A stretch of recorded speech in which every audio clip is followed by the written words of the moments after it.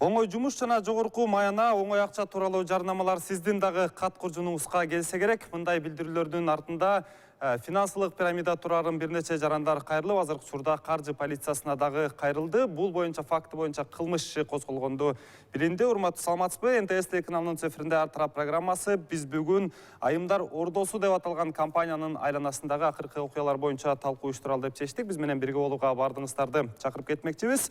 Урматтуу телекөрүүчү, сиз дагы биздин талкуубузга катышсаңыз болот. Ал үчүн биздин 0392ден башталган телефонубузга байланышыңыз. Мындан тышкары биз сизге финансылык пирамиданын торунда илиндиңиз беле деген, же болбосо кабарыңыз бар беле деген добуш берүү койдук, суроо койдук. Сиз WhatsApp номерибиз аркылуу ооба же болбосо жок деп добуш берсеңиздер болот. Анда урматтуу телекөрүүчүлөр, бүгүнкү биздин талкууга катыша турган коноктор менен тааныштырабыз. Биздин биринчи коногубуз өзүн жабырлануучу катары айтып жаткан жабырлануучулардын өкүлү Сабира Жуманалиева, биздин экинчи конок Айымдар Ордосунун негиздөөчүсү Назгүл Култакеева жана ошондой эле экономика тармагы боюнча эксперт Кайрат Тибаев. Урматтуу коноктор, студияга келип бергениңиздерге баардыгыңыздарга ыраазычылык билдиребиз. Урматтуу телекөрүүчү, бизге 4-чү конок катары юрист Жомарт Жолдошов чакырылган. Ал киши азыр бир нече убакыттан кийин биздин талкуубузга кошулуп, ушул маселе боюнча өзүнүн юридикалык баасын айтып берет. Анда талкуубузду эң биринчи эле Сабира айым сизден баштай берели. Эң негизги эле түшүндүрүп бериңиз. Бул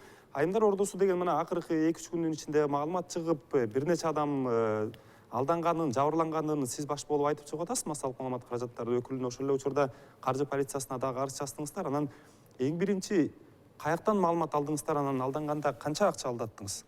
Мен бул маалыматты өзүм кошунам. Айганыш деген кыз ошол оюнга киргизген. Бул негизи биздин Аяшыбыз Кундуз деген кыз болчу. Салтанат деген экөө бизге ошо апрель айында эле чакырып баштагандан биз бул оюнга ишенип такыр кирген эмеспиз. Анан бул оюнга ишенип кирип калган себеби ушул Култакеева Назгүл деген кыз биздин ошо менин жолдошумдун классташ кызы болгонуна биз аябай ишендик. Ошол биздин жердеш, бизди алдабайт деген ойдо биз ушул оюнга аябай ишенип киргенбиз. Бул оюнга башында киргенде мондай чакыруулар менен киргенбиз да. Ассалому алейкум, урматтуу кыргыз калкым. Айымдар үчүн сонун мүмкүнчүлүк түзүлдү. Келиңиз, бир келген мүмкүнчүлүктү колдон чыгарбай калмап калыңыз. Биздин маркетинг план өтө жөнөкөй, ар бир айымдын жеңишине шарт түзөт. Маркетинг план болгону 3 этаптан турат. Артка кылчайбастан кирсеңиз өкүнбөйсүз. Кирип алып анан чыккыңыз келбей калат. 100% кепилдик берилет. Болгону 3000 сом менен катталып, чоң белектердин ээси болуңуз. Биздин маркетинг планыбыз өзүңүз 3000 сом менен катталганыңыз үчүн ар бир белек тандап аласыз дейт. Бул 3 этаптан турган бул оюн. Ошондо бир катталганың үчүн бир белек алчысың, анан артыңан 2 киши алып келсең, экинчи этаптан белегин аласың, либо живой очередь деген болгон.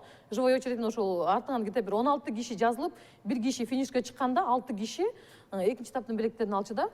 Ушундай болгон. Анан бунун деген мисал үчүн живой очередь менен жетесиң деген башында, анан кийин бунун шарттары өзгөрө баштады, акциялар жарыялана баштады. Артыңан 2 киши алып келесиң, экинчи этаптын белегин аласың. Артыңан 8 кишилик акция болгондо 8 киши алып келсең, сен сразу финиш алып кетесиң деген акциялар жарыяланды. Жалпы жона сиз канча сом салдыңыз? Мен бул жакка жалпы жонуман өзүмдүн семьямдын атынан 68 000 сом салганбыз да. Канча сомдун буюмун алдыңыз? Мен жыйынтыгында 35 000 сом, где бир 35 000 сом ушул жерден күйгөн экем да, өзүм эсептеп келгенде. Мен бул жерден финиш алгам, аны танбайм. Мен 3000 сомдуктан финиш алдым, мен 1000 сомдуктан финиш алдым, мен 500 сомдуктан финиш алдым. Бирок мен ошол жаздырган кишилердин артындагы ошолордун баары күйүп кетип атат да. Негизи сиз Айымдар Ордосу компаниясынын схемасын түшүндүрүп бериш үчүн бизден ушундай доска сурадыңыз. Азыр мүмкүнчүлүк болсо мына кыскараак түшүндүрүп берсеңиз. Хорошо. Бул досканы сураганымдын себеби бул мындай оюн болчу да.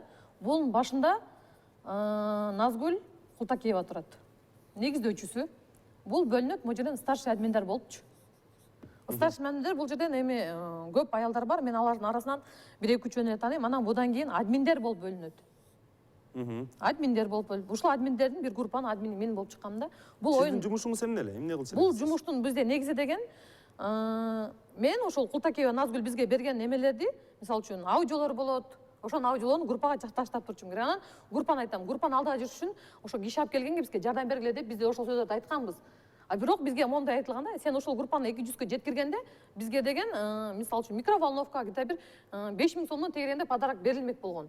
Аны мындай оптовый баа менен же мындай баада эсептеп келгенде 3500 сомдон белеги да, мисалы үчүн хлебопечь, микроволновка ушундай белектер бизге берилмек болчу да.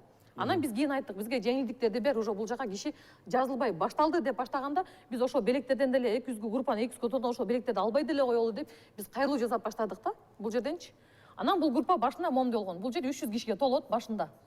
100 кишиге болгондо буну 7 группага бөлөт.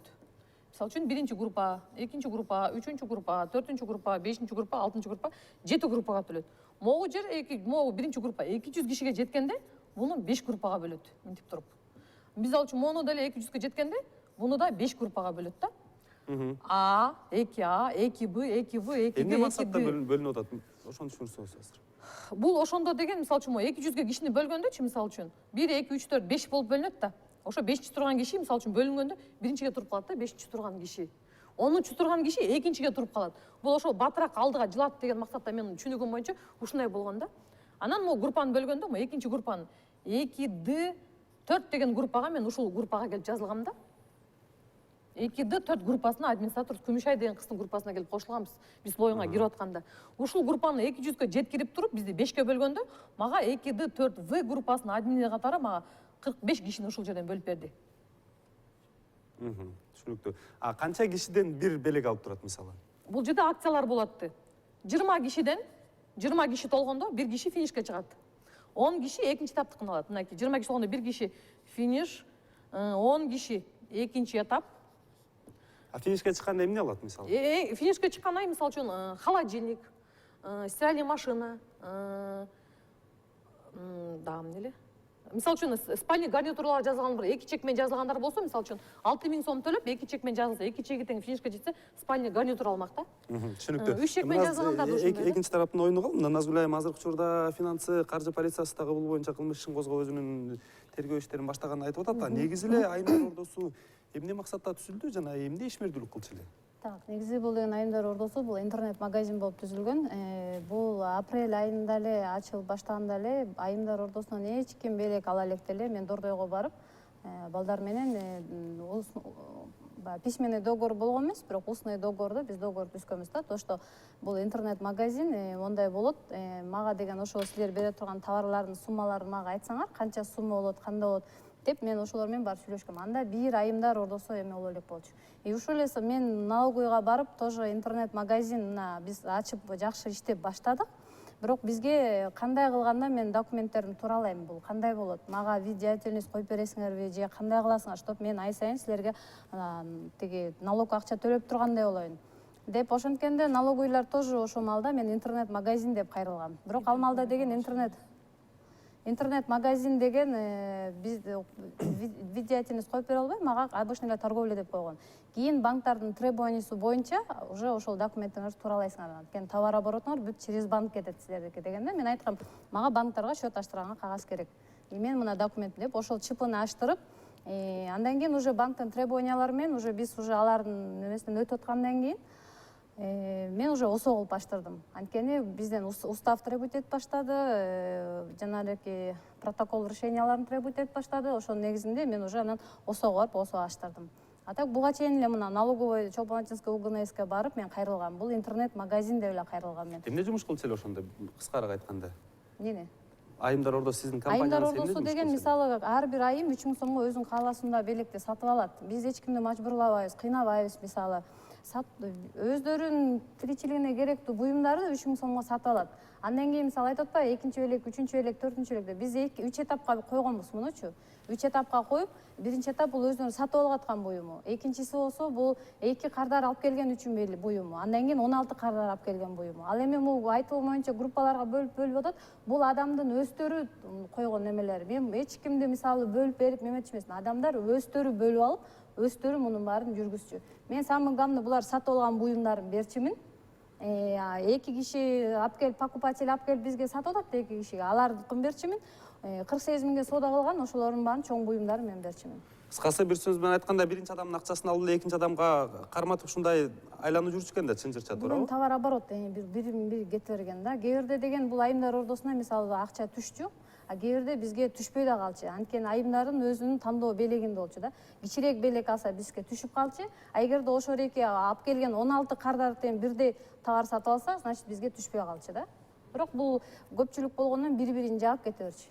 Бул эми соодада ушундай да. Каржы полициясы муну финансылык пирамида түзүлгөн деп азыр айтып атат, расмий билдирди. Сиз кошуласызбы? Бул финансовая полиция мага деген, мисалы, баягы 7-нчи айда Доскурдабанк кайрылгандан мага уведомление берген эмес. Мен өзүм баргам, мен банктан билип алгам, то что мен счетторумду арестке коюп, уже мен банктардан операцияларды аткара албай калганмын. Мен бута банктан көп перевод жасачумуз, каттарга эле кайра. Ошол эле банктардын баары мага күбө болуп берет, то что бүт баары товар оборотко кетчү. Ошол эле Доскурдабанк заявление менен жазган, Доскурдабанк деле биздин счетторду блокко коюп, бирок ачып берип, бирок не снимая карта, мен ошол карттага балдарга перевод кылчумун, товарга. Кыскасы, айымдар ордосу финансылык пирамида эмес. Финансовый пирамида дегенде мен алысмын. Анткени бул мындайча айтканда кыргыз эл өзүнүн жалпак тилине салып алып эле, сен 2 киши алып келесиң, сен 5 киши алып келесиң деп ошондойго салып алган. Группа бөлгөндө мисалы адамдар өзү лично группага кирип мен бөлүп берчү эмесмин. Сен именно админсиң дечү эмесмин. Админдерде бул жерде мисалы жок. Админдерде группанын ичинен өздөрү элдер тандачы. Ал админ деп эле койгонум болбосо, алар деген ошол мисалы силер келсеңер, силердин товарыңарды заказ берчи бизге. Биз ошол товарларды отправка кылчубуз. И то же самое биз скаттардын баарына товар отправка кылчубуз. Ошол скат чек негизинде келип, ошол админдердин негизинде келип алчы да, өздөрү айтканда админ деген. А так ал ошол эле группанын эле элдери. Кайрата, мына азыр аябай чоң окуя болуп атат. Негизи эле бул жерде Назгүл айымдын айтымына караганда бул жерде 20 миңге чейин адам катталган экен да. Эгер алардын бирин ар бирин 3 миң сомдон эсептей турган болсок эле, бул 60 миллион сом экен бул жерде айланган акчанан. Мен сизден сурайын дегеним, финансылык пирамиданын белгилери барбы бул жерде? Эми белгилери жалпы биз билип жүрөбүз, көрүп жүрөбүз. Негизги белгилери төмөнкүдөй. Бул биринчи келген адамдар, уюштургандар пайдасын көрөт, экинчи, үчүнчү келген катардагы адамдардан ошолордун акчасынан булар пайда көрөт да. Ушундай бирин-бирин жаап отурат да. Анан бул ошон үчүн баягы тармактык болот. Тармактык маркетинг деген да түшүнүк бар азыр. Бизде мисалы үчүн товар сатууда ошондойлор 2000-жылдын башында деле келип жаткан бул окуялар, мындай окуялар бизде кездешип турат. Биздин гана эмес, башка өлкөлөрдө да кездешет. Бул жерде негизги айтканда бул чектүү да адамдардын санычы. Адамдардын саны чектөө болгондуктан кийин бул кайсы күнү токтойт да. Элдер же ишенбей калганда токтоп калат. Же болбосо адамдардын чеги сатып алып атып бири-биринен токтоп калат да. Мисалы үчүн жана эле сибирское здоровьену айталы. Ал товар багы дарылыгы бар, косметикалык жагы бар дейт. Бирок ал баанын өзүнүн нарк баасынан жогору сатылат да. 3 эсе, 4 эсе. Сиз айтып атасыз, мына 35 миңге товар алдым. Аны тааныган жоксуз туурабы? Менде бар дедиңиз. Ошондой белектерди алдым депчи. Просто ошонун нарк баасы 68 миң сом салып атат да, маселе. 68 сом. Мындайча жөнөкөйлөп айтканда 35 миңдик товарды 68 миңге сатып алды болуп атат да, бул айым эжеч. Ушундай кеп да. Кымбатыраак алган болуп атат да. Просто бул деген ыкма да, ошо сатуудун ыкмасы. Анан биякта эжекебиз айтып атат, бул интернет-магазин дейт. Интернет-магазиндин белгиси болбой атат да. Сайт аркылуу ал негизи сатылат да, негизи. Сайттан өзүңүз сатып аласыз. Эч кандай адамдар ээрчитип келбейсиз. Кичине мындай туура эмес маалымат болуп калып атат да. Анан негизи каржы менен алектенген мекеме ишкана болсо, бул сөзсүз түрдө биздин мыйзамдар бар. Биздин улуттук банкыбыз бар. Мыйзамдар бар, ошолор карата ачылат да. Мисалы үчүн банк болсо, банкта өзүнүн уставдык капиталы бар. 600 миллиондон кем эмес уставной капитал менен ачып, анан ошондо берилет да насияга акчалар, депозитке. Мисалы үчүн сиздин акчаңыз бар болсо, ошо 68 миң сомду депозит катары салып туруп, анан ошондон алсаңыз туура болмок да. Бирок банк сизге эч качан айтпайт, да 3-өнү 4-өнү алып кел, сизге белек берем, же болсо кошуп берген процентти көбөйтүп берем деген. Бүгүнкү күндө биздин маркетте 12% чейин депозит, мисалы үчүн. Сиз акчаңызды салсаңыз 1 жылга, 2 жылга ошондон кайра ошо үстүнө түшөт да пайдасычы. Же болсо андан башка инструменттер бар. Мисалы үчүн ошол кыргыз фонд биржасында деле бул мамлекет катары тескеленет. Ал жерде дагы акциялар сатылат, облигациялар бар, векселдер бар, жада калса.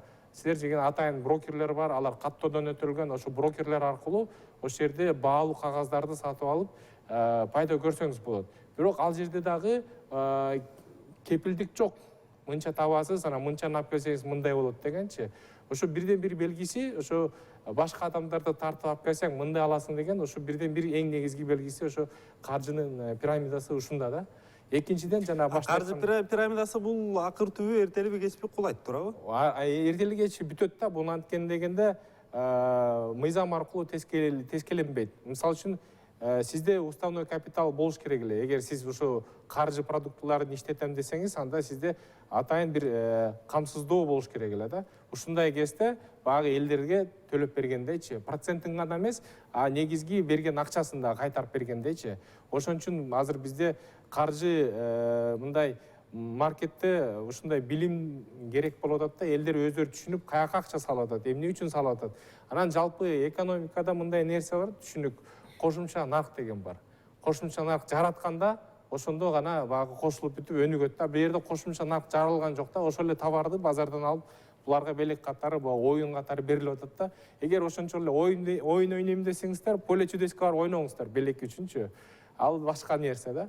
А бул жерде тилекке каршы ошо бизде айрыкча мына алсак, бул айыл жергесинде болуп атат да, элет жергесинде. Шаарда мындай нерселер уже көп ишенбей калган. Анткени дегенде биякта маалымат көп, ким эмне болуп атат, кандай болуп атат. Экинчи ошо белгичи жанагы кандайдыр даже керектүү же керексиз товарга эбегесиз көбүрөөк акча төлөнүп, ошол жүргүзүлгөндүн бир экинчи белгиси ошо да. Анан эми азыр мен оюмча булардын тарыхы, мен оюмча анча деле чоң мындай өбөгөлүү чоң маселе эмес. Анткени дегенде бизде мына мамлекеттик институттар убагында банк айтыптыр, буну багы карыз болуп калсаңыз төлөп кайтарып элдин багы канааттандырсаңыз туура болот да деп. Канчадан бар бүгүнкү күндө акчасын албай аткан болжол түрдө? Биз ошо башында бул оюнду уланып кете берет деп биз ушул 7 айга чейин күтүп келдик да. 7 айга чейин күтүп келип, Назгүлдүн өзүнө кайрылуу жасап, Назгүлдүн өзүнө жолуккан күнөрүм болду менин. Анан биз ошону мисалы үчүн группалардын баарын жапкыла деп бүт группалардын баарын жаптырып баштады. Биз Финполго январдын аягында кайрылдык негизи. Ошо Доскреда банкка барып кайрылганда бизге минтип маалымат берди. Ошол жерден Доскреда банктын заместители Адлет деген кыз чыгып келип бизге минтип маалымат берди. Биз Назгүл айымга дейт, ошол 7-айда кайрылуу жасаганбыз дейт. Кайрылуу жасаганыбыздын себеби ошол Доскреда банк биз Всемирный банк болгондуктан дейт, ошону айымдар ордосунда деген жаңа группаларда жүрбөй Доскреда банкка салсаңар болот. Ошону бизге чыгарып бербегиле деп, сен бизге деген бул оюн деп ачкан эмессиң деп, бизден жөн эле счет ачкансың, биз сени иштешпейбиз деп отказ бергенде дейт, документтерин баарын тууралап келип, ошо Доскреда банкка салган акчасын эми сизде деле күнөө бар, ошо ишенип акчаңызды сала койгондо. Ошо биздин күнөө ошол болот да, ушул айымга ишенет мен билбестиктен болот атпайбы бул жерде кайрата сарандык болот атат да. Бүгүн 3000 сом сала калып эле эртең 6000 7000 сомдон. Бул жерде байке мына эмески көрсөтөйүн, 100% кепилдик деп ошол жерден эметет. Анан бул эже сүйлөгөндө да Назгүл айым, мен 5 балл намаз окуйм. Бул алымдар, таалымдардан мен сурагам, бул имамдардан суралган, бул сүткорчулук эмес деп ушинтип айтылган да. Канчадан бар бүгүнкү күндө мына? 20 миңден Назгүлдүн өзүнүн айтымы боюнча бул жерде 25 миң аял деп айтылган. Акчасын албай аткандарчы бүгүнкү күндө? Ошонун тагыраак санын биз билбейбиз. Биз азыр 7 областка группаларды ачтык, потому что бүт группалар жабылгандыктан биз 7 областтын айымдарын ойготоюн дедик, кимдер билели дедик да, канча аял бар экен десек, эми айтып атат, бул бизди через бирөөлөр аркылуу WhatsApp аркылуу да бул. WhatsApp аркылуу бизге айтып атат. Мен силерди өзү менен кошо каматканга аракет кылам дейт да. Бүгүнкү күндө канча киши акчасын албай атат? Болжолдуу түрдө 20 миңге жакын аял. 20 миң катталган киши да акчасын албай аткандар канча киши? Ошол 20 миңге жакын аял деле акчасын катталган эмес, потому что могу жерде мындай болуп атпайбы? Мисалы үчүн, могу мен Жуманалиева Сабира 1 2 3 деп жазылдымбы? 1 2 3 1 2 3 жол жазылдым. Артынан киши алып кел дейт. Жазайын десең, кээ бирлер уже өздөрү жазылып алган да, кошуналарың. Айла жок, мен кимди жаздырарын билбейм, өзүм 3 жол жазылам. Анан багы жазылгандан кимди жаздырарын билбейм, анан багы подружкамды жаздырдым, подружка келчи иштечи могу жака деп. Ал 3000 сом менен өзү кирди дагы группага. Койчу, бунун болбогон экен деп чыгып кетти. Анан ал группада жүрөт, мисалы үчүн. Анын чыгып кеткенин, анын ордуна мен киши жаздырам деп, ошонун 5 сомун мен мынакей монтип төлөп 3000 сомдон кайра мен киши жаздырып берип атам. Замирова Сезим деген бул менин кайынсиңдим, мектепте окуган кыз, окуучу кыз. Ошону жаздырып атам. Жуманалиева Сабира өзүм, Атагул Айжамал деген тоже менин коллегам болчу Гүнтудан. Аны жаздырып 3000 сом мен клубумда сатып атып. Сизге да тарткан жерим жок. Мен мындай эле суроом бар да, уруксат этсеңиздер. Ошо 30 миңге эмне товар алдыңыз? Мен 30 миңге мондай кылып товар алдым да. Ошо керектүү товарларбы? Колдонуп атасызбы бүгүнкү күндө? Мен ошону болсо кыскасы бизде жарнамалык турмок бар экен. Кыска эле айтып койсоңуз. Мындай эле айтып коюңуз сейбеле. Жок, азыр момундай болду да, мен 8 кишилик акция болду могу жерден. Мен группадан, мисалы үчүн 7-чи турган немеден секирип чыгып, группадан 8 кишилик акция менен мен 8 кишинин акчасын өзүм төлөп могу жерден 3000 сомдон. 24 000 сом төлөп 24 000 сом төлөп атам. 3 000 сом менен өзүм ушлоюнга катталгам. 7 000 сом ушлоюнга мен доплата кылдым. 3 000 сом менен мен кайра катталып туруп, 13 000 сомго мен мебель сатып алып атам да, мисалы. А мен алган мебель Баткен базарында 15 000 сом турат экен.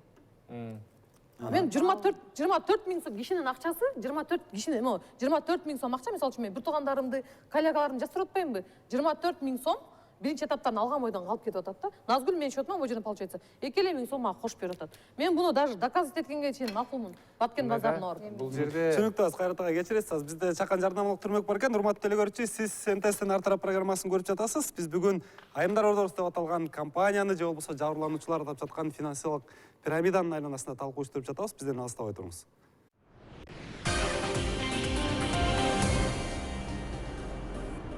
Талкуубузду улантабыз. Азыр бизге байланышкан телефондук байланыш бар экен. Урматтуу телекөрүүчү, эгер бизди угуп аткан болсоңуз, сурооңузду узата берсеңиз болот. Алло. Алло. Отам. Угуп атабыз сизди. Ооба. Мен Кутакеева Назгүлгө суроом бар. 300дөн ашык группанын тең жарымы жабык турат. Эмне үчүн бул группаны жапкансыңар?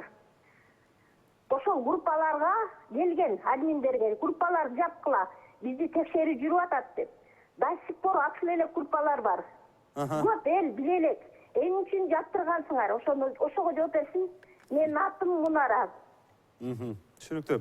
Менин дагы бир сизге суроом болуп атат. Азыркы учурда мына 30 адам расмий түрдө сизден жабырланганын айтып, арыз жазды. Мындан тышкары Сабир эженин сөзүнө ишене турган болсок, дагы жүздөгөн миңге чукул адам дагы сиз акчасын албай атканын айтып атат да. Эмнеге бере албай атасыз акчасын? Же болбосо буюмдарды эмнеге берген жоксуз азыр? Мен айтпайм, бул электронный кошелек блокко салып койгондон байланыштуу, бул товар оборот жүрбөй калдым. Биринчи этаптар чындыгында ала электер бар, ал жок эмес. Но бирок аларга деле айтып атам, электронный кошелектор ачылсын. Мен туралап берем. Электронный кошелекти ачалы элек турат жабык бойдон. А булар аны күтпөй эле ызы чуу чыгарып атышат да, мындайча айтканда бул айым. А электронный кошелектор блокто турат. Менде кагаздары бар, менде выпискалары бар. То, что электронный кошелекто сумма акча бар. Мисалы, Канча акча бар? аны деген көргөзүлбөйт. Аны да мен тийиштүү жерлерге гана айтам да. А булар болсо элге айт деп. Бул менин кошелегим, мисалы. Жананча миңдеген адамдарды чогулуп атсаңыз эмнеге айтпайсыз элге азыр? уруксат этсеңиздер, мен бул жерде айыптоого андай мен максатым да жок, укугум да жок да. Аны териштирүүчү атайын бийликтин органдары бар. Мен биякта ошо ишенген адамды кичине айтат элем да. Сиз деген мындай түшүнүшүңүз керек да, мындай экономика кандай иштейт. Кошумча нарк товар чыгара турган бир завод болсо же фабрика болсо, анда түшүнүктүү болмок. Бул сатып, экспортко чыгарып тапкан пайда таратылат депчи.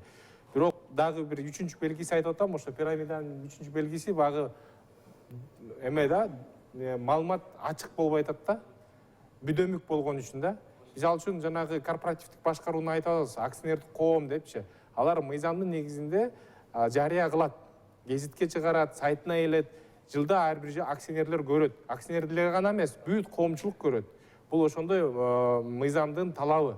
Анан кийин сиздер ушо айыл жергесинде кичине ушундай инвестиция кылам десеңиз, ошондон акча табам десеңиз, бул проценттин көптүгүн же ушундай кандайдыр бир оюндун кишилер тартып келатканын көрүп эле кичине чочуласаңыз болмок деп атам да менчи. Мен сизден тоготем сурайын деп атам да, мына азыр көп адам акчасын албай, же болбосо жанагы убада берилген белектерди ала албай калды да, мен сизден сурайын деп атам да, ала алабы? Же болбосо болду, унутуш керекпи? Жок, эми бул жерде ошо териштирүүчү тергөө иштери, амалдары жүргүзгөндөн кийин билинет. Мына биякта эжекебиз айтып атат, менде акчам бар, мен төлөп берем, меникин блокту ачып берсе мен кылам депчи. Аны багы териштирсе, карап санап туруп, бир жак каржы полициясы карайт. Анан кийин ошондо бир өкүм чыгарып, элдерге жетиштүү болсо, кайра кайтартып бериш керек да. Анткени дегенде эл өзү кичине билбегендиктен, билимдин аздыгынанбы, же маалыматтын аздыгынанбы, багы түшүнүксүз ишке барып алды деп атам да, бүдөмүк болуп атат бу жердечи. Түшүнүктүү, азыр кечиресиз, биздин катарыбызга юрист Жомарт Жолдошов келип кошулду. Жомарт ага, саламатсызбы? Дароо эле биздин талкуубузга кошуп кетели. Мына азыркы учурда биз финансылык пирамида деп Айымдар Ордосу деген компаниянын айланасында талкуу уюштуруп атабыз. Анан бул тарап азыр жүздөгөн, миңдеген киши алданып, бери дегенде 3 000 сомдон акчасын албай атканын айтып атат да. Мен сизден сурайын дегеним, мыйзам кандай карат? Азыр финансовый полициясы кылмыш ишин козгоду, жыйынтыгында жабырлануучунун баары акчасын ала алабы, же болбосо муну далилдеш абдан эле оор болуп калабы? Финансовый пирамида жөнүндө азыркы учурдагы биздин жаңы алган кодекстерде каралган бул. мурун тилекке каршы жок болчу да мындай нерсе. Ошондуктан негизи жалпысынан биздин Кыргызстандын алкагында практикада бул көп колдонулбаган нерсе. Так бул иш жөнүндө маалыматым жок, себеби бул иш боюнча биз иштеген эмеспиз. Бирок негизи эле жалпы тажрыйбадан алып караганда финансылык пирамидада эгерде толук кандуу бүт баардык элементтер боло турган болсо, жабырлануучулар өз тегин алуусу бул өтө оор келген көрүнүш. Эмнеге ала алышпайт? Анткени берген Себеби акчасында бул финансылык пирамиданын аныктамасындагы кайсыл учурда финансылык пирамида болот, бул ошол эң акыркы тыйынды алганынын бүдөмүк болуусу да жок болуусу, ким экени белгисиз болуусу. Ошондуктан бул баягы ар тараптан келип, аягындагы алган адамдын дайынсыз болгонунун себебинин аркасынан бул жок болуп кетет да. Анан ошол тыйындын өзү жок болуп кетет. Биякта киши өзү уюштуруучу турат. Жок, ошону негизи мен анысын деле билбейм ким экен, бирок финансылык пирамида дегенге аныктамага туура келе турган болсо, анда ошол бүдөмүк болуп туруп аягынан чыныгы бенефициары өзү жок болуп калган учурда ала албай калат да. А бул кишилердики кандай иш алып барганы жөнүндө менин кабарым жок экен. Кайрат ага айтып атат, бул жерде финансылык пирамиданын баардык Белгилери болот да, атат. биринчиден берде жанагы товардын баасы бир болсо, баягы катмар кишилерди алып келип атат да. Биринчи катардагы кишилер алып атат, үчүнчү, төртүнчү, бешинчи катардагы кишилер баягы катмар болуп албай калып атат да. Ошондон келип чыккан сөз болуп атат бу жерде. Экинчисинен бул жерде кошумча наркы жок болуп атат. Баягы ошол эле товарларды бири-бирине айлантып, белек кылып тартуулайт экен да. Аны баягы интернет-магазин деп айтыптыр, бирок интернет-магазин жок. Эле WhatsApp аркылуу бири-бирине сөз кылып, таратып, акция болуп атат деп булар оюн ойнотот экен да. Анан дагы бир белгиси баягы маалыматтын ачыктыгы болбой атат да. Бүдөмүк болуп атат да. Кандай эмнеде анан банктагы өзү 7-айда өзү биякта кат уюштуруучу айтып атат, Доскредобанк жабып коюптур эсептеринчи. Сиз деген мындай иш алып бараптырсыз, бизге болбойт деп баягы эсебин жаап коюптур. Каржы полициядагы бүгүнкү күндө кылмышын козгоду. А сиз акчаңарды талап кылганда эмне деген жооп уктуңуз? Мисалы, кайрылдыңызбы? Мен Назгүлдүн өзүнө бир 2-3 жолу даже кайрылып айттым: Назгүл, сенде деген ушул акча жетет. Даже эсептеп бердим мен Назгүлгө отуруп кагаздар менен: Назгүл, сен ушунча акча жетиш керек, сен мейли 500 сомдуктарды деле ачпай эле койсоң болмок дедик. Биринчи, экинчи этап элдердикин бер, элдер жетип деле ала албай калды. Ошону эле берип кой, максатыбыз ошол эле, сага мынча көтөрүлүп эле коелу десем, мынтип айтып чыкты экен телефондон сүйлөшкөндө: сен эмне, мен менен соттошкоңуң барбы? Мейли соттошсоң давай соттошобуз экөөбүз. Сен Гүлзада менен Жамиля деген эже башын чукуп ошол бунун банкта счетторун баарын алып кеткенин ошолор айтып чыккан. Мен Назгүлгө ошондо чыкканда айтты: соттошом десең соттош Сабира, мейли деди. Мен ошондо айттым: Назгүл, мен сен менен соттошконго алым жок дедим. Менин инвалид балам бар, врачебный ашып болгон. Мен ошонун сотунда жүрөм Итагелде десем, бул кийин элдин алдына жалпы алдына мынтип алып чыкты: Сабира менен дейт 150 000 сом талап кылды дейт. Кудай турат байке, Аллах деп сүйлөгөн айым ушинтип белге эмнеге жала жабат? Мен баламды ооруп чыккан баламдан мен 150 000 сом врачтан акча сураган эмесмин. Кантип ушул аялдан мен 150 000 сом акча сурайын да? Акчаны сиз эмне аркылуу котордуңуз? Мен буга банк аркылуу котордум. Буга мен сестренкасына монтип байке, мына юрист болсоңуз, мен монтип чектерди алып барып бердим. Бул оюн токтоп баратканда, бул оюн токтоп баратканда. Жок, бул расмий документ эмес да, мисалы. Мына буну расмий документ деп бергендери бизге ушулар да мынакей. Эми бул Анан бул жерде мындай да расмий байке. документ деп Бул ишо бул жерде мисалы 20 000 айым болсочу, 20 000. Алып жакыныраак көрсөм болобу? Байке, мына могу жерде 20 000 айым мисалы 3000 сомдон которгондо эле бул жаккачы мына 3000 сомдон которуп, биринчи, экинчи этаптын алсын. Биринчи этаптын беректери 20 000 айымдыкы мисалы көйтөсүң 1000 сомдон эле эсептеп көргүлө. 20 000 айымдыкы көйтөсүң где-то бир эмеден 1,5 сомдон средний баамен ошондой эле болот болуш керек. Эми могу жерде 800 сомдук, 600 сом, 500 сомдук товарлар деле бар да. Средний баамен ушуну эсептеп көрөлү. Финишке чыккан могу жерде мисалы үчүн 20 000 ичинен мен 3000 кишиге финиш бергем дейт да, 3000 кишисине. Мейли буга көйтөлү 15 000 сомдук фиништерден. Мейли 18 000 сомдукту финиште эсептеп көрөлү. Анан бул оюнду токтоткондо бул 1000 сомдуктардан ашты. 1000 сомдукка деле бер жагы деле буга 200дөн ашык киши жазылды. 1000 сомдон берип. Анан бул 500 сомдуктарды ашты. Далил керек 200 киши жазылды деген. Бул 500 сомдуктарды ашты. 500 сомдуктарды ачкандан буну көйтөсүң. Сиздин колуңузда могул купондон башка эмне документ бар, Сабира айым? Азыр колуңузда эмне документ бар? Банктан салган чектер бар. Булардын эсебине жөнөтүп тур да. Булардын эсебине жөнөткөн. Мун деген мындай мен айтып коеюн. Бул жерде Тунук Атарова жаңыл дегенге Кыргызстан банктан которулган акча. Култакеева Назгүлдүн өзүнө РСК банктан, Доскредобанктан акчалар которулар болуп аткан. Абдрахманова Узакбек дегенге буга мисалы үчүн Айыл банктан которулат. Туңатарова Кишимжан өзүнүн кайненесине БДА банктан акча которулат. Сизде мына 2 адамдын, 3 адамдын ортосунда маселе болуп атат да. Мен ушул программанын негизи духун жалпы комплекстүү нерсеге айтып жөнөтөт элем да. Менин сунушум бул бүгүнкү күндө ушундай нерселерге кабылбаш үчүн деген каржылык сапаттуулукту көтөрүшүбүз керек жалпы коомдо. Ошон үчүн мен чакыруум бул финиш деп атасыңар. Мен көп билбейм да. Мисалы үчүн 2000-жылдарда эле бияка келген башкалар делечи. Бриллиант, золотан, теги бу деп ушундай категориялар берип, бир болбогон бир товарларды сатып, бири-бирине мынча 3 киши алып келсең мынча аласың, тигинде аласың депчи. Булардын баары бар.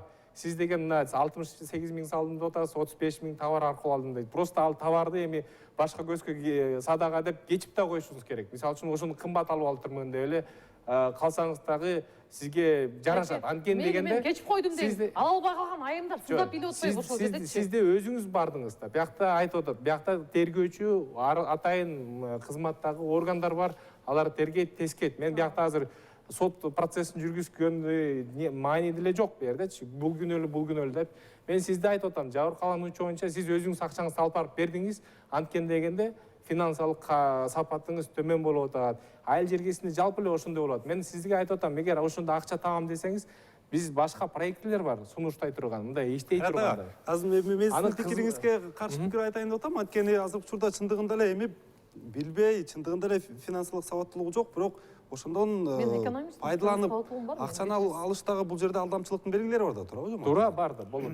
Бул жерден эгерде биз финансылык пирамида десек, мурун мен айтып атпаймынбы, мурунку кодекстерде финансылык пирамида деген аныктама такыр жок болчу.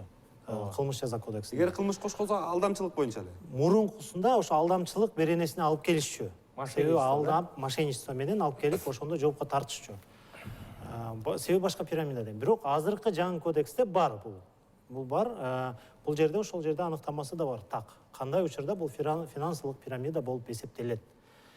Эми бул кишилердин айтканы боюнча, азыр эгерде ГСБПте каралып аткан болсо, эгерде иш ачылган болсо, каттоодон өткөн болсо, териштирип, анан өз баасын берет болуш керек аларчы. Ошо бизге берип койсоң болобу? Кылмыш козголгон азыр, ошо козголгон кылмыш боюнча маалымат да бул. Анан бул жерден дагы туура эле маалымат, себеби баягы финансылык грамотность деп дагы көп ар ким айтышат.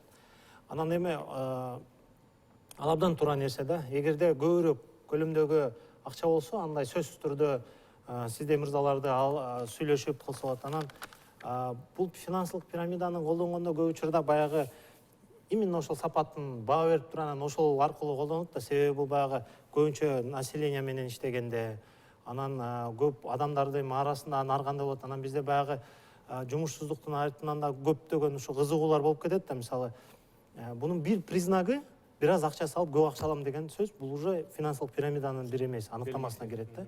Эгерде бир аз акча салып эле көп акча алам десе, мына финансисттер билет, бул өзү бизнесте андай көп мындай болбой турган нерселерден да. Андан сырткары бул жактан эми биздеги чаташуулардын көбү бул баягы сетевой маркетинг менен финансылык пирамиданын ортосундагы граньдин бир аз ажырым аралашып чаташып кеткен дегенде. Акчасын албай аткандар эмне кылыш керек азыр? Мисалы, юрист катары эмне деп кеңеш берет элеңиз? Бул деген эми биринчи ортодогу укуктук катнашты аныктоо керек.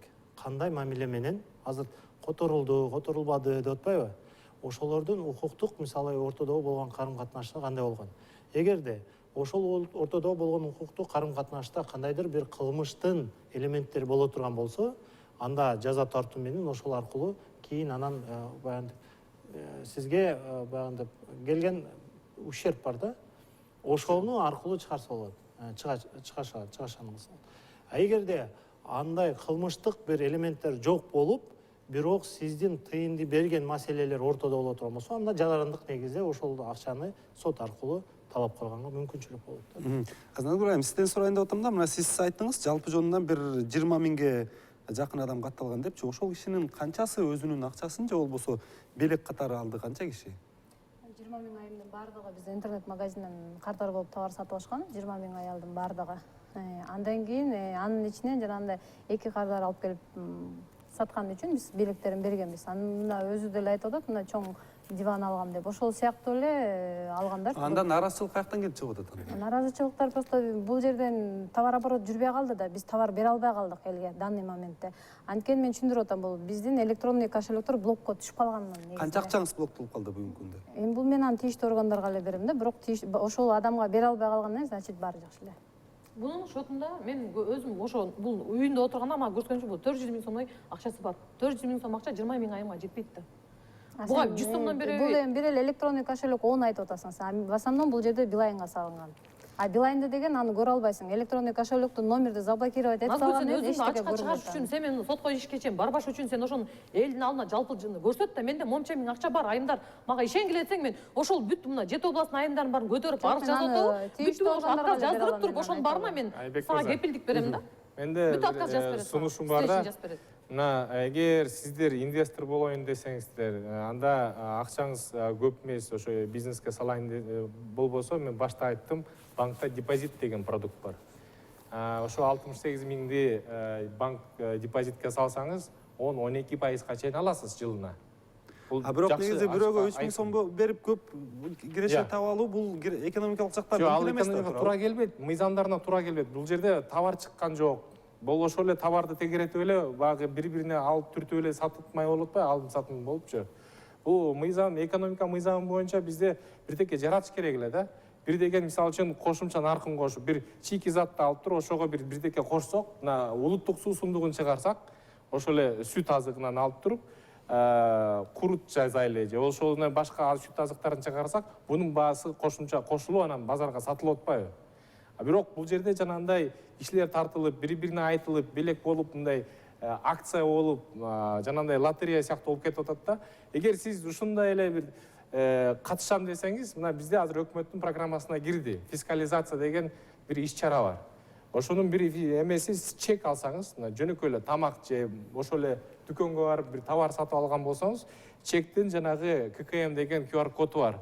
Ошону алып туруп, жанагы сайтка киргизесиз номериңизди, уже лотереяга ойнойсуз. Бул улуттук лотерея боло тургандай бул сөз болуп атат да. Тилекке каршы 14 000 эле ККМ аппарат бар экен. Бул деген багы көмүскө экономикадан Кыргызстанды мындай расмий түрдөгү экономикага чыгаралы деп атабыз. Кардарлар кызыккан болсо, мына сиздер ошо өзүңөр талап кылышыңар керек да. Мага мындай фискалдык чек бер, жөнөкөй ички чекти кереги жок. Дегенде ошондо товар сатуучу, ошол эле дүкөн, ошол эле кафе, ресторандар ачыкка чыга баштайт да. Анткени дегенде тияка базага кирип атат. Салык кызматына базага кирип, уже оборотун көрөт. Бул негизи патент менен эмес, бул деген салык контракт менен эмес, бул деген мындай жөнөкөй эле жалпы режим менен иштей турган ишкана турбайбы деп ачык экономикага чыкмакта. Анткени азыркы тилекке каршы бизде ошо чекти дагы көп бербей атышат да. Анан биз ошо жумшак жолун, ыкмасын сунуштап атабыз. Ошо чек алган кардарга багы лотерея ойногонго мүмкүнчүлүк бергиле депчи. Бирок ошол эле кезде бизде буякта багы лотерея ойногондо ал жөн эле багы конкурста номериң келип алып калса, белек алып каласың, болду. Бирок ошо дагы киши тартып келсең, дагы көбүрөөк белек аласың же процент аласың деген сөз берде жок. Бул ошого жанагы пирамиданын белгиси болуп атат да. Демек акчаны башка тармакка да салса болот экен да, туурабы? Жок, эми бул багы мындай да, лотерея, оюн дегендердин бир ыкмалары, түрлөрү да. Бирок бул деген мамлекеттен мыйзамдаштырылган тескеленген нерсе болсо, ошондо туура болот. Сиз деген ошон үчүн мындай акча салаарда бир маалымат булактарын алып сурап билишиңер керек да. Бул эмне деген фирма, эмне деген мындай интернет-магазин, эмне деген ОСО, мисалы үчүн. Ошолордун баарын тактап билип алыптыр, анан кийин иштесе, эмнеге бул эмне деген товар, ошондой кылып тактап алып туруп анан иш кылсаңыз туура болмок деген сөз болуп атат. Эртең күнү мына тергөө ишин мен өзүм укук тергөөчү эмесмин да, юрист эмесмин. Мен бул азыр күнөөлөгөндө алысмын да. Просто багы финансылык сапаттуулук бизде керек да. Эгер азыр мен мындай чакырык жасайт элем да, бизде аялет чергесинде элдер азыркы күндө өздөрүнүн мына чоңоюп келаткан муундарына билим берүүсүнө көбүрөөк акча салсын, окутсун балдарын. Ошондо анан кийин ал деген жакырчылык жоюлат, ошондо гана. Эгер биз деген мындай эле оңой иш менен эле акча таап кетет деген бул туура эмес. Бул андай мындай туура келбейт мыйзамгачы. Анан кийин эми бул жерде бизде ошо кыргыз элинде азыр көптөгөн процесстер жүрүп атат. Багы мындай болсо болот экен, мындай болсо болбойт экен деп. Бирок мен азыр ошо элдерге эл агартуу катарында эң негизгиси ошо ички жан дүйнө качан гана бактылуу болот. Ошо билим алып, өзүнүн ичинде комфорт сезсе, ошондо анан байыйт да адамчы. Ай мындай тышкы комфортто жана товар алып алып мындай болсо эч качан өзүңүздү бактылуу болбойсуз. Ошон үчүн мен айтып атам да, билим берүүгө, андан артса анан башка нерселерге иш кылып, жок деген депозитке салгыла деп атам. Негизи Жомарт ага, азыркы учурда кайсы социалдык тармакты ачпа, баардык жерде эле ылдам акча табасыз, үйүңүздө отуруп эле байып кетесиз деген чакырыктар аябай көп болуп атат. WhatsApp тайпалардан дагы келип атат. Анан азыр бизге дагы телефондон көп адам жазып атканын айтып атат да. Анан бул жерден жабырлануучулар 10-20сы элге кайрылып атат. Ал эми ошол 3000 сомуна макул болуп калып калгандар деле көп болуп атпайбы? Анан мен сизден сурайын дегеним, Кыргызстанга жайылып кеттиптир бул финансылык пирамида деген. Анан муну мыйзам чыгарып атайын, мыйзам менен чектегенге болобу башынан эле? Түштөн кийин кылмыш ишин козгоп, андан кийин териштирип отурбай, башынан эле такыр эле? Негизи бизде мыйзамда бар экени бул өзү эле чоң иш. Себеби бул боюнча эле ошону эле беренени колдонуп ишке ашырыш керек да. Бул алдын ала болгондо, мисалы, мен чын айтсам кабарым жок экен эмне жөнүндө болгончу, бирок лотерея десе, лотерея деген сыяктуу нерселер алардын өзүнүн бир иштетүү жолдору бар, анын мыйзамда атайын көрсөтүлгөн жолдору бар. Эгер ал жолу менен болсо, анын өзүнүн тескөө бир мамлекеттик мекемелери бар. Анан алдын ала болгондо, алдын алада эми бизде баягы кылмыштын баары эле ошондой да, алдын ала профилактика жүргүзүүдө жалаң баягы маалымат берүү менен гана чектелбесең, мыйзам менен аны чектеш да кыйын болуп калат атпайбы? Ошон үчүн бул иш чара кылынгандан кийин гана баянтип бир жоопко тартуу жолу да. Негизи эң биринчи алдын алганда адам өз алдын алыш керек экен да, туурабы мисалы? Бул эми сабаттуулукту сөзсүз түрдө керек нерсе. Андан сырткары, эгерде бир кандайдыр бизде мисалы укук коргоо органдарында дагы же болбосо бир мамлекеттик мекемелерде иштегенде да сабаттык болуш керек да. Алар да түшүнө билиш керек бул нерсеничи. Себеби ошол эле банктарда, банк аркылуу кылып аткан болсо, кандайдыр бир ошо финансылык пирамидалын признактар боло турган болсо, ошол эле убакта токтотуш керек. Башка өлкөлөрдө ошондой эле да. Себеби алар андай нерсеге аралашкысы келбейт. Же болбосо ошол эле отмывание денег сыяктуу ошол нерселердин баардыгын признагы көрүнгөндө эле алар токтото турган кылыш керек. Болбосо аларда жоопко тарта турган кылып койсо, балким алар да кичине алдын ала эме кылып калат да. Себеби биз эми жарандарды, мен чын айтканда жарандарды күнөөлөгөндөн алысыракмын. Сабаттуулук сөзсүз түрдө керек нерсе, бирок баягы бир эме айтканда бир мошенникти кармап айтып атат да, мошенник сен, мен дейт элди экиге эле бөлөм дейт. Бул баягындай өтө оңой алданып кетчүлөр дейт. Анан бир аз кыйналып туруп алдануучулар дейт да. Анан такыр алданбай койсочу десе, анын ичинде бир ишеним жок дейт, вера жок дейт жүрөгүндөчү. Ошондо карабайсызбы?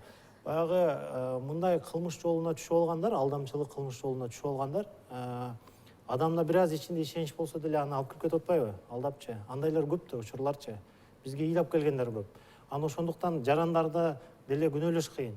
Анын ортодо кандайдыр бир ошондой бир элементтери же признактары көрүнүп калса, буну ар тараптуу токтотууга аракет кылыш керек. Себеби бул жалпысынан келгенде ошол максаттан ошол маселени көтөрүп чыгып атабыз да. Мындай бул деле иш чара деле ошол болуш керек. Ошону көтөрүп чыгып Азыр атканбыз. мезге убактыбыз аягына келип жетти. Кечиресиз, азыр акыркы суроолордун бирин берейин. Азыркы учурда бизге дагы байланышып аткандар көп экен. Мына маңдайыңызда дагы адамдар акчасын албайсыз деп турат. Качан бересиз акчасын? Биздин аялдарыбыз жедешип мугалимдерин алдап акчасы кеткен. деп, мисалы электронный кошелегимди ачып берсе, ала элек белектерим бар, айымдар, ошолордукун мен беребиз. Кошелекторду ачып берген деген. Андан кийин эгер ошо биздин бюджетибизде ошол сумма дагы артып калса, анда көп мисалы жабыркалылык деген адамдардыкын ылайыктап туралап берсек болот. Могу жерденчи 3000 сом акча салып алып, айымдардын көбү 3000 сом акча салып алып туруп, 500 сомдук товар алып туруп, 2,5 сом акчасына күйүп кеткендер аябай көп болот. Сен айтып атасың 500 сом. Менин көп, мен далил бар, ал додойдон андай алган. Мен далил эмес, Азгүл. Сен жана жаздыктарды берип атасың, журкандарды берип атасың, ошонун баары 500 сомдук товарларды. Мына ошол эле айымдардын бүттү бизге чыгып аткандар ошолор болот атат. Биз ошон үчүн 7 областка группа ачып берип койдук. Ким жабыркагандардын баары болсо жазгыла.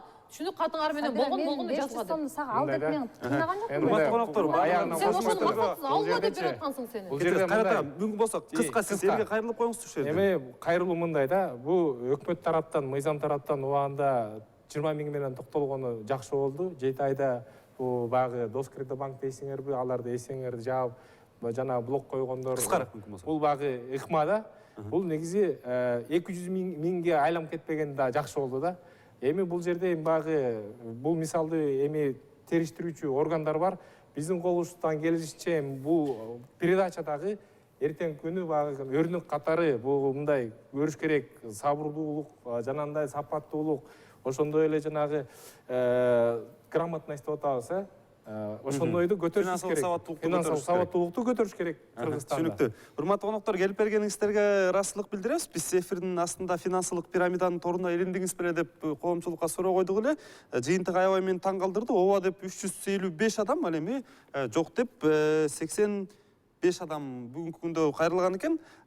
Келип бергениңизге дагы бир жолу ыраазычылык билдиребиз. Урматтуу теле көрүүчү, ооба сизге дагы WhatsApp аркылуу, интернет социалдык тармак аркылуу ар дайым санаңыз менен байыткан, сизди эртең ойгонгондо бай кылып адам кыла турган сунуштар, ар кандай сунуштар келип аткандыгы чындык, бирок сиз эч качан унутпашыңыз керек.